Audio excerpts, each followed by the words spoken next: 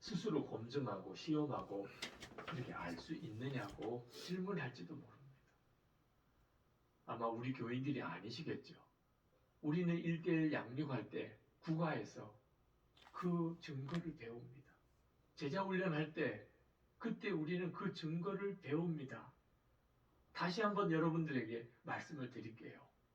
예수님이 주님이라고 믿어지고 고백이 된다면, 하나님 아버지 이렇게 불러지면서 기도가 된다면, 말씀을 들을 때, 찬양을 들을 때 내가 은혜가 느껴진다면, 성령의 근심이 마음에 깨달아진다면, 용서하고 사랑해라 그런 마음이 내 속에서 일어난다면, 하나님의 일을 하고 싶은 소원이 내 속에 생긴다면, 복음을 전해서 전도를 하고 싶은 마음이 내 속에 일어난다면 성령께서 계신 거예요.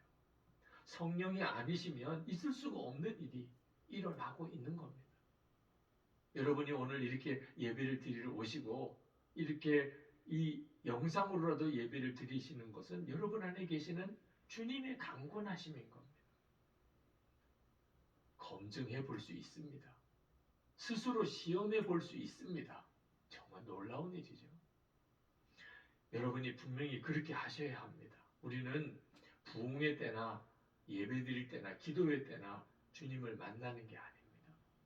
아침에 눈을 떴을 때 또는 식사할 때, 여러분이 직장에서 일할 때, 집안일 할 때, 혼자 운전할 때, 혼자 길을 걸을 때 언제나 주 예수님께서 여러분과 함께 계시고 여러분과 동행하십니다. 사도 바울은 정말 원했던 것은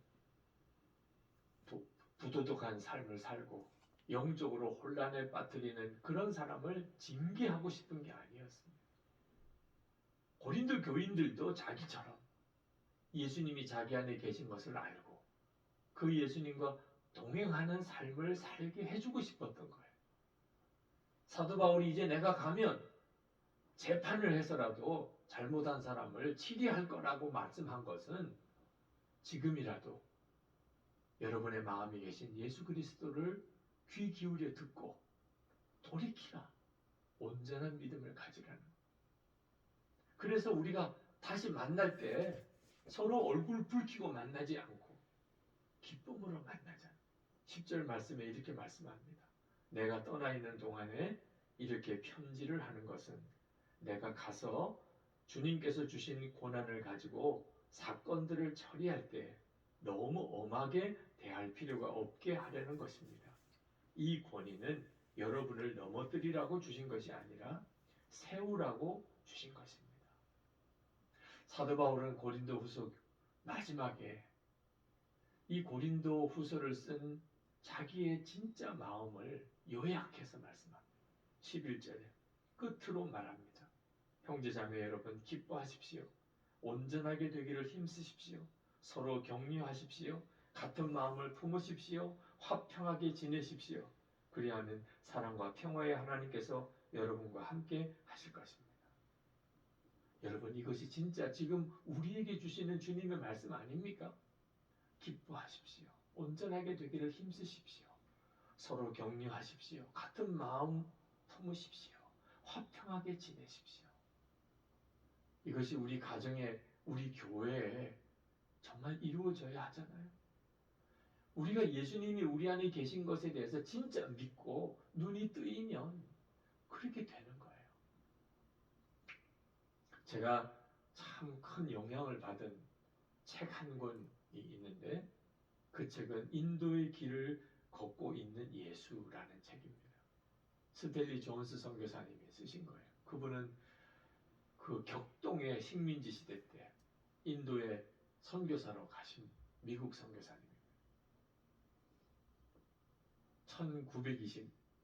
1926년에 그가 이 책을 쓰셨는데 이 책이 출간되고 그 해에 13쇄나 인쇄가 될 정도로 당시의 신학자들, 선교사님들의 삶을 바꾼 엄청난 영향력이 끼쳐진 책입니다.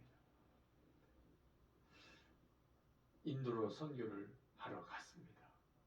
네, 인도의 길을 예수님이 걷고 계신 것을 깨달은 거예요. 성경에 있는 예수님만 전할 게 아니라는 걸 알았어요. 예수님은 지금 인도에 계시고 인도의 길을 걷고 계시다. 그래서 그 예수님을 전하려고 애를 썼어요. 지금 우리도 마찬가지예요. 우리가 바라보는 예수님은 십자가의 예수 그리스도세요. 그러나 예수님은 실제로 그때 당시 사람들과 33년 동안 함께 계시면서 말씀하시고 가르치셨어요. 지금 우리도 마찬가지예요. 우리는 예수 그리스도를 십자가의 예수님으로 바라봅니다. 그러나 그 예수님은 지금 우리와 같이 계세요. 우리가 사는 우리의 삶의 모든 형편 속에 주님은 우리와 같이 동행하신다고. 우리 안에 계십니다. 카일 아이들만이 팬인가 제자인가라는 책을 쓰셨는데 그 책 속에 이런 이야기를 합니다. 우리가 천국에 가서 모세를 만나고 다윗을 만나고 엘리야를 만나고 그 성경에 나오는 그 믿음의 영웅들을 만나면 얼마나 흥분이 되겠습니까? 그때 어떤 일이 있었어요? 그때 어떻게 그렇게 하실 수 있었어요? 그렇게 질문하고 싶지 않겠습니까? 그러나 카일 아이들만은 완전히 다르다. 오히려 다윗이나 모세나 엘리야나 우리들을 찾아와서 아니 예수님을 마음에 모시고 사는 느낌이 어떠셨어요? 아니 예수님을 모시고 동행하면서 어려울 때나 힘들 때나 유혹이 올 때나 예수님께서 당신을 인도하시고 가르치시고 이끄셨던 그 일들을 좀 이야기 좀 해보세요. 우리가 그분들에게 궁금해하는 것보다 그분들이 우리에게 궁금해하는 게 더 많을 거라고 이야기를 하셨어요. 저는 그 말씀이 진짜 옳다고 싶어요. 그만큼 놀라운 거예요. 예수님이 우리 안에 계신 게. 다윗도 누리고 모세도 누리지 못했던 겁니다. 여러분은 그때 할 말이 있으십니까? 그래요. 제가 예수님을 마음에 모시고 살아보니까 이런 놀라운 은혜가 있었습니다. 여러분은 정말 그런 생생한 감동을 누리고 살고 계신가요? 심우인 목사님께서 마가복음으로 새벽기도 인도를 참 은혜롭게 잘 해주셨습니다. 설교 중에 주목자 한 분이 세례문답 하던 이야기를 하셨습니다. 그 세례 간증문 첫 구절에 이렇게 적혀 있었답니다. 저는 요즘 행복합니다. 언제 이렇게 행복했나 싶고 언제 이 행복이 사라질까 걱정이 되기도 합니다. 그 성도의 삶은 정말 말할 수 없이 힘들었고 또 정말 끔찍할 정도로 어려웠습니다. 그러나 끝까지 삶은 포기하지 않으셨어요. 그렇지만 남은 것은 외로움이고 배고픔이고 슬픔이고 분노였습니다. 그러던 중에 그가 교회 인도함을 받아서 교회를 나오게 된 거예요. 10주 동안의 양육을 받게 되었습니다. 처음에는 모자를 훅 눌러쓰고 사람들 얼굴 눈 마주치지도 않으시고 그러시던 분이셨어요. 근데 양육이 3주째 되던 때부터 자기도 모르게 모자를 벗었습니다. 그리고 얼굴과 얼굴을 마주 대하고 말씀 양육을 하면서 마음에 자기 죄가 깨달아지고 회개가 터지고 그런데도 이상하게 마음이 행복하더라는 거예요. 10년 넘게 길렀던 머리도 깨끗하게 이발을 하고 완전히 사람이 새로워졌어요. 간증문 마지막에 제 마음에 오신 예수님 때문에 제가 행복해진 것이 정말 신기합니다. 행복하다는 소리를 입에 달고 다닙니다. 멀리 있는 애들한테 아빠가 예수님 믿고 변화된 모습 보여주고 전도해서 함께 행복하게 살고 싶습니다. 저를 진짜 행복의 길로 인도해 주신 주 예수님 감사합니다. 행복합니다. 사랑합니다. 세례문답하면서 그렇게 우시더래요. 여러분 지금도 예수님은 우리 안에 모든 믿는 성도들 안에 정말 오셔서 우리에게 말씀하시고 우리의 심령을 바꾸시고 인생을 바꿔내십니다. 저는 성 프랜시스가 부러웠어요. 로렌스 형제가 부러웠습니다. 저는 대천덕 신부님, 이용도 목사님 그런 분들이 부러웠어요. 왜? 그분들은 진짜 예수님과 친밀히 동행하는 것 같았거든요. 저는 하나님께서 그런 특별한 분들에게 그런 은혜를 주시는 것인 줄 알았어요. 저는 어떻게 주님과 친밀하게 동행하는지를 몰랐어요. 가르쳐 주는 사람도 없었어요. 그런데 성경을 읽다가 주님과 친밀히 동행하는 것은 모든 그리스도인들에게 다 주신 은혜라는 걸 알았어요. 예수님께서 성도들 안에 임하셨습니까? 이보다 더 어떻게 친밀할 수 있겠어요? 우리가 예수님을 영접했기 때문에 우리가 생명을 얻었다고 말하는 거예요. 요한일서 5장 12절에 아들이 있는 자에게는 생명이 있고, 예수님이 우리 안에 거하시니까 우리가 영생을 얻고 사는 거예요. 여러분, 장미에게 너 장미꽃을 피우라 그래서 장미꽃이 피나요? 장미니까 그냥 장미꽃이 피는 거예요. 여러분, 강아지에게 짖으라 그래서 짖습니까? 개니까 짖는 거예요. 독수리 보고 너 나르라 그래서 나는 겁니까? 본능적으로 독수리는 나는 거죠. 예수님의 생명을 가진 자는 예수님으로 살게 돼 있어요. 이것이 생명이 가지는 능력이에요. 여러분, 정말 믿으셔야 돼요. 예수님은 여러분 안에 계세요. 여러분 스스로 검증할 수 있어요. 여러분이 주님과 동행하기 시작하면 여러분 삶 바뀝니다. 그게 거듭남이에요. 가정, 교회 다 바뀝니다. 하나된 가정, 하나된 교회 돼요. 한국 교회는 그렇게 부흥이 되게 돼 있는 거예요. 이 시간에 우리 같이 기도합시다. 고린도서 마지막입니다. 주님, 제가 제 안에 계신 주 예수님을 정말 붙잡습니다. 목숨을 걸고 붙잡습니다. 주 예수님 제 안에 거하시는 것, 제 눈을 열어주십시오.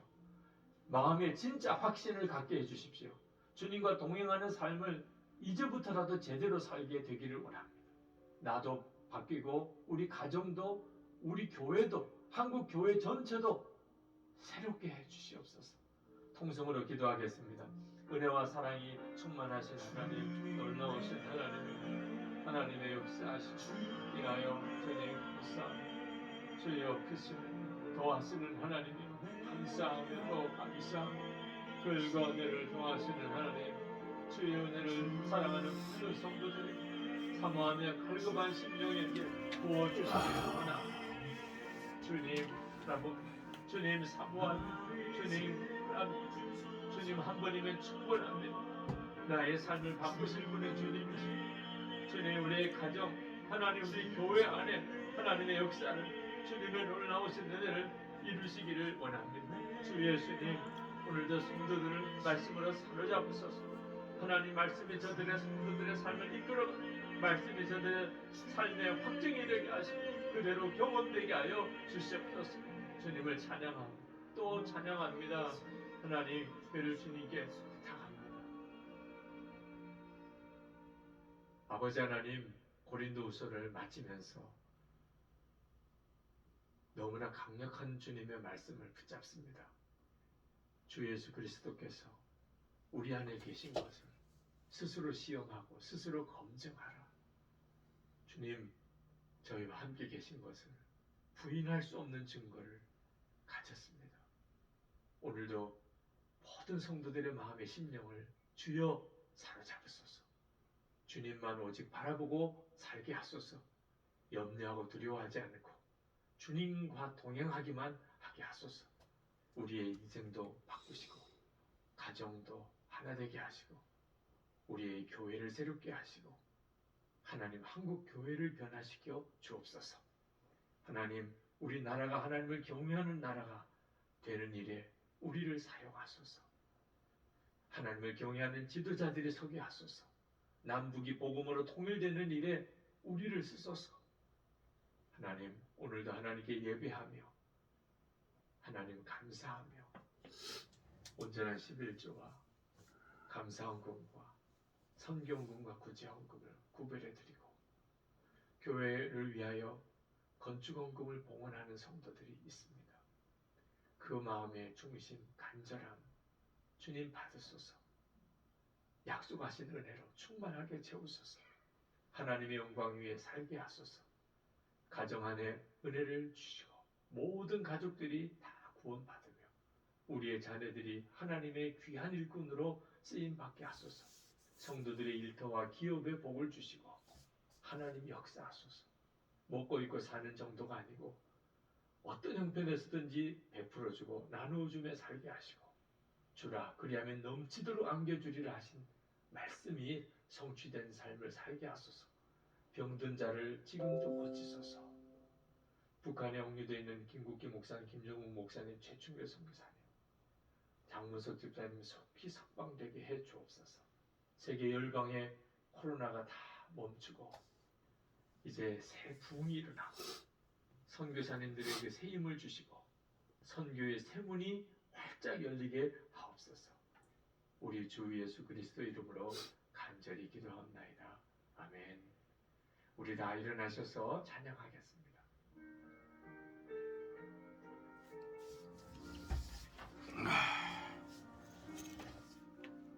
언제나 내 모습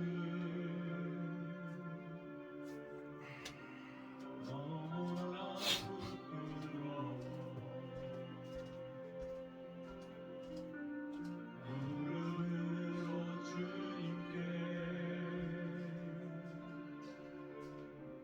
기도로 나오니 나 홀로 서 있는 주는 내 옆에 우사 주님